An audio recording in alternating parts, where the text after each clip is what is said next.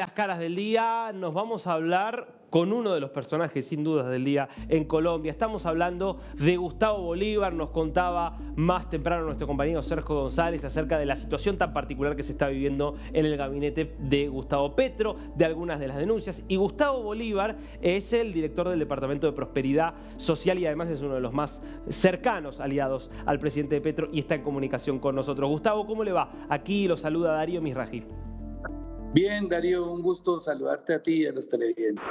Bueno, hoy Gustavo, y a esta hora mientras nosotros hablamos, es tapa de algunos de los medios más importantes de Colombia, esta foto que al respecto de lo que se conoce como este escándalo de Papá Pitufo, este contrabandista que habría aportado para la campaña de Petro, que después el presidente cuando se enteró habría dicho no, que ese dinero no vaya. Y me refiero a la foto y a la denuncia que hizo Augusto Rodríguez, que es el titular de la Unidad Nacional de Protección, que dijo que vio a el empresario Xavier Vendrell, directamente ligado a Papá Pitufo, en el balcón de la Casa de Nariño junto a Armando Benedetti y que cuando saca la foto que estamos viendo en pantalla, usted estaba a su lado. ¿Qué puede decir respecto de esto que alega Rodríguez? Bueno, bien, para poner en contexto a los televidentes, la campaña de Gustavo Petro intentó ser filtrada por unos narcotraficantes y contrabandistas.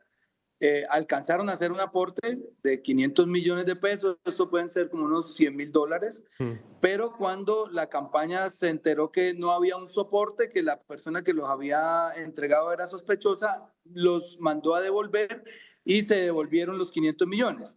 De todas maneras, el escándalo ha crecido porque se supone que hubo algunas reuniones previas de miembros de la campaña con este personaje, Papá Pitufo, que está hoy en Portugal a punto de ser extraditado a Colombia. El presidente de la República ha pedido que se extradite y que sea juzgado en Colombia.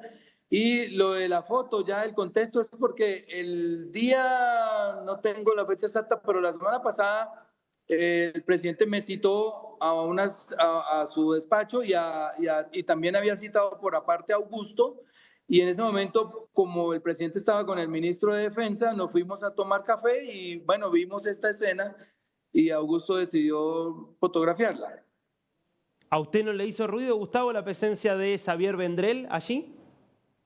Pues mire, Xavier Vendrell es un español nacionalizado en Colombia que estuvo muy activamente colaborando en la campaña y lo que no sabemos es por qué él fue un emisario para ir a recibir dineros cuando esos dineros tienen que entrar es por la gerencia de la campaña. Era el señor Ricardo Roa, el gerente de la campaña, que hoy es el presidente de Ecopetrol, que es la empresa estatal más grande que tenemos en Colombia. Pero lo cierto es que lo que dice ya en un comunicado Xavier Vendrell es que tan pronto rechazó ese dinero la gerencia, él fue a devolverlo. Digamos que eso hasta ahí se sabe.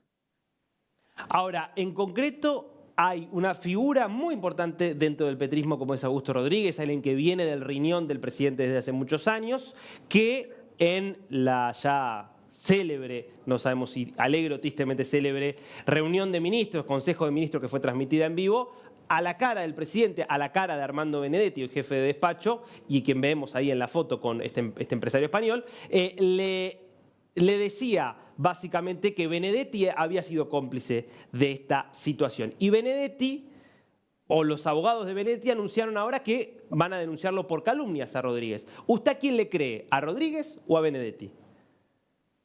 Pues muy complicado. Yo creo que para hablar hay que tener pruebas y seguramente si Augusto, que es una persona rigurosa y seria, tiene las pruebas, se atrevió a hablar. Entonces yo creo que también tiene Benedetti razón en que hay en denunciarlo porque él crea que no estuvo en esa reunión. Entonces yo creo que eso lo va a dirimir la justicia, pero conozco a Augusto, es muy riguroso, él ha hecho otras investigaciones en el pasado para el presidente que han sido muy efectivas y si él se atrevió a decir eso porque debe tener alguna prueba, yo creo. Entonces, ¿cree que efectivamente lo que dice Rodríguez le cree, digamos, más a Rodríguez que a Benedetti? Sí, yo pienso que debe tener pruebas para haber hablado con esa contundencia, además en un Consejo de Ministros transmitido por primera vez al aire, en vivo, hacia todo el país, que además obtuvo unos ratings altísimos, más allá incluso de un partido de fútbol que estaba jugando Colombia en ese momento de la juvenil, y sin embargo él se atrevió a hacer esa sindicación en frente de millones de colombianos. Entonces yo siento que debe tener algún sustento esa denuncia. Ahora, Gustavo, está claro por el ruido que generó en el gabinete, por el caso que estamos citando aquí de Rodríguez, por lo que fue el caso de Susana Momad, la ahora ex ministra de Ambiente, por varios, por lo que fue incluso la vicepresidenta Francia Márquez, muchos miembros del gabinete ya no, muchos ya se fueron, manifestando la indignación que le generaba verlo a Benedetti al lado del presidente. ¿Por qué el presidente tomó esa decisión? Bueno, mire, hay dos cosas claras. Benedetti fue una persona clave en la campaña que llevó a la presidencia al presidente Petro. Él tal vez por lealtad, y nos comentó ese día en el Consejo de Ministros que por también lealtades del pasado, cuando él hacía denuncias contra el paramilitarismo, Benedetti lo apoyó, lo nombró con base en esa lealtad. Lo que pasa es que Benedetti no representa el cambio por el que nos invitaron a trabajar en este proyecto. Nosotros le ofrecimos a este país un cambio de las viejas estructuras políticas y Benedetti pertenece a esas estructuras políticas que queremos nosotros cambiar. Entonces, ahí se ha presentado esa discusión entre un gabinete muy digno, yo digo que es un gabinete muy decente porque los conozco a todos, pertenezco a ese gabinete, y por eso fue que cuando se anunció la llegada de Benedetti a ese cargo, nosotros le pedimos una cita al presidente para manifestarle nuestro inconformismo, pero desafortunadamente la cita no se alcanzó a dar. Cuando llegamos al Consejo de Ministros, que era donde íbamos a manifestar nuestras preocupaciones, pues nos encontramos con que lo estaban transmitiendo y pues todas estas preocupaciones salieron al aire. O sea, fue una cosa de locos, la verdad. No la esperábamos nosotros, no la esperaba el presidente, no la esperaba nadie, pero digamos dentro de la izquierda que maneja hoy la política en Colombia, nosotros somos deliberantes, somos fronteros, nosotros nos decimos las cosas, tenemos autocrítica y por eso no tuvimos problema alguno en manifestar eso en público. Entonces, ¿usted considera un error que Benedetti haya vuelto al gobierno? Pues como te digo, los cargos de confianza uno no puede decirle a alguien a quién nombre, porque es un cargo de confianza, es una persona que le va a manejar su agenda, prácticamente su vida, y cada uno, yo como director de prosperidad no quisiera que me pusieran a quién me maneje eso a mí, uno mismo lo nombra. Lo que pasa es que ya ahí lo que aparece es una disyuntiva, o aceptamos que él esté ahí y nos quedamos, o damos un paso al costado, que es lo que han hecho ya varios ministros y vienen algunos otros. Varias internas quedaron en evidencia en ese Consejo de Ministros. Una lo tuvo usted como protagonista. Quiero para los que por ahí no lo vieron, lo puedan ver y le quiero preguntar a usted, Gustavo, me refiero a la disputa con la hoy canciller Laura Sarabia, antes jefa de gabinete de Gustavo Petro. Veamos la secuencia y volvemos con vos, Gustavo. Dale.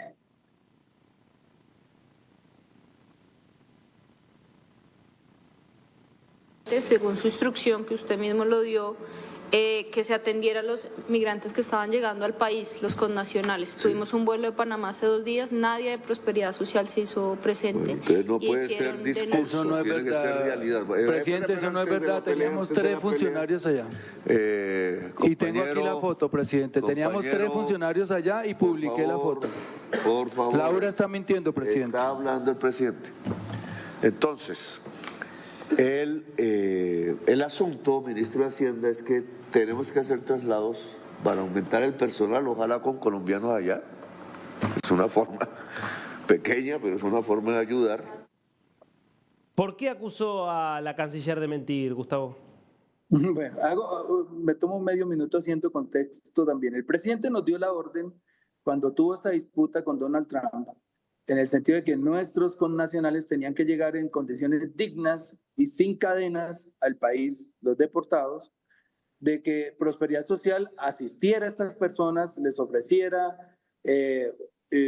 digamos, programas para incorporarse a la vida económica, en este caso créditos de economía popular y etcétera. Y inmediatamente nosotros acogimos el llamado del presidente de la República, armamos un equipo para enviarlo a los aeropuertos y ese día, concretamente, del vuelo que llegó de Panamá a Medellín, nosotros teníamos unos funcionarios ahí.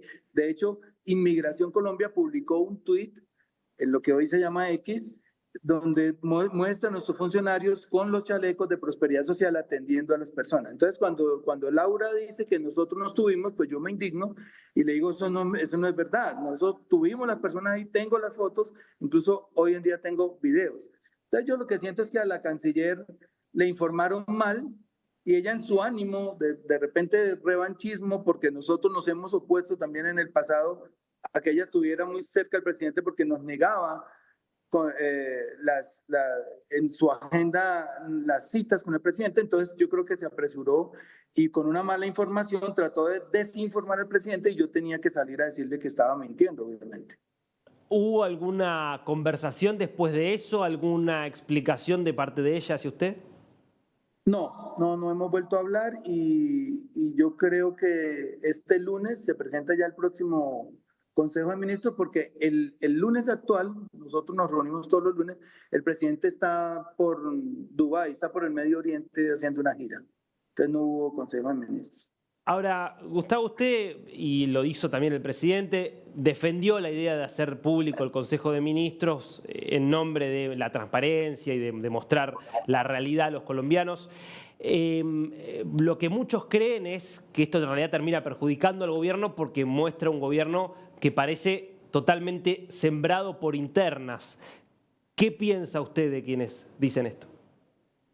Yo siento que es muy positivo para un país que los temas nacionales que se discuten en el Consejo de Ministros, de ahí es donde salen realmente las verdaderas noticias, se transmitan, que la gente tenga un gobierno cercano, abierto al público, y con eso empezamos a acabar las fake news que se han convertido hoy en día, digamos, en un cáncer para las democracias, y es porque a los medios de comunicación les llegan las verdades a medias, o les llegan distorsionadas, o ellos mismos las tergiversan.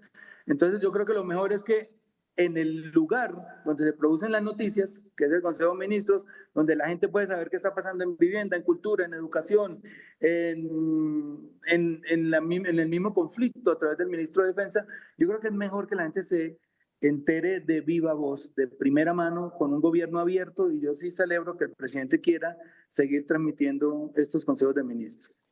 Pero ¿cómo hace para funcionar y ser efectivo un gobierno con tantas divisiones internas como este? No, pero mira que desafortunadamente ese primer consejo que se transmitió fue el donde se evidenciaron algunas fisuras porque siempre hemos trabajado muy unidos. De hecho, yo puedo sacar la cara por mis compañeros y compañeras del gabinete. Todos trabajamos denodadamente de domingo a domingo por cambiar este país, sino que precisamente ese día la manzana de la discordia era la llegada de Armando Benedetti y eso fue lo que produjo que, digamos, que hubiera un cambio en la agenda porque ese día íbamos a hacer precisamente un balance de lo que cada ministerio ha hecho para poder cumplir el programa de gobierno y resulta pues que al presentarse ahí Benedetti, algunas mujeres como la viceministra, como la vicepresidenta, Francia Márquez, y la ministra de Ambiente, pues no dejaron pasar la oportunidad para reprochar que él estuviera ahí cuando ha tenido, digamos, algunas salidas machistas en el pasado y que el feminismo no le perdona. Entonces, nosotros lo que hicimos fue empezarnos a solidarizar con ellas y ahí se cambió toda la agenda del Consejo de Ministros, pero te puedo asegurar, yo he estado ya casi por un año en los consejos de ministros, este tipo de discusiones tan álgidas nunca se presentan. Sí hay, digamos, puntos de vista distintos, hay reclamos, hay cosas, pero todo dentro del mayor respeto, pero desafortunadamente ese día, digo yo por ley de Murphy, tenía que presentarse precisamente la mayor discusión, el día que lo televisaron. Sin embargo, la decisión que termina tomando el presidente Petro es básicamente pedir la renuncia, al menos protocolaria, a todo el gabinete. Entiendo que usted también hizo la correspondiente presentación. Algunos presentan una renuncia irrevocable, muchos de los casos los hemos mencionado aquí, otros presentan la protocolaria esperando ver la decisión del presidente. Primero, preguntarle por su propia posición. ¿Usted quiere seguir dentro del gabinete? Pues mira, hay digamos que el presidente lo que dice es que quienes tengan aspiraciones electorales, eso nos lo había manifestado desde diciembre, antes de que se presentara este accidentado Consejo de Ministros. Ya nos había dicho, quienes quieran ir al Senado, quienes quieran ir a la presidencia, tienen que ir pensando en renunciar porque necesito reconformar mi gabinete. Y eso ya se venía, digamos, planteando. Entonces lo que hace esto es apresurar un poco esas renuncias porque se estaban pensando para marzo. Digamos, marzo es el límite en el que una persona que tenga aspiraciones electorales tiene que renunciar porque nuestra Constitución exige que un funcionario, que un aspirante al Senado, al Congreso, no pueda haber realizado funciones en el Estado un año antes de la elección. Entonces, como la elección es en marzo del año entrante, este marzo era ya el plazo para que renunciáramos. Entonces, ahí estamos haciendo, digamos, las reuniones pertinentes con los diferentes movimientos que hay en el pacto histórico para saber si vamos a la campaña o nos quedamos, pero también necesitamos el aval del presidente para alguna de las dos cosas. Para cerrar, Gustavo, quiero volver a ese consejo accidentado de ministros, como usted lo mencionaba recién, para recordar otro hecho que también terminó teniendo bastante circulación y que lo tiene usted como protagonista. Repasemos el momento en el que usted le hablaba al presidente Petro y le decía lo que él sentía por él. Le apostamos a este proyecto porque si sacrificamos tantas cosas porque amamos este proyecto, lo amamos a usted, presidente, y yo a usted lo amo. Se lo digo con toda sinceridad. Y por usted, hasta el último día, pase lo que pase, voy a estar aquí defendiendo este proyecto, presidente. Vale. Usted ahí, Gustavo, dejando muy en claro el nivel de compromiso que siente por el presidente.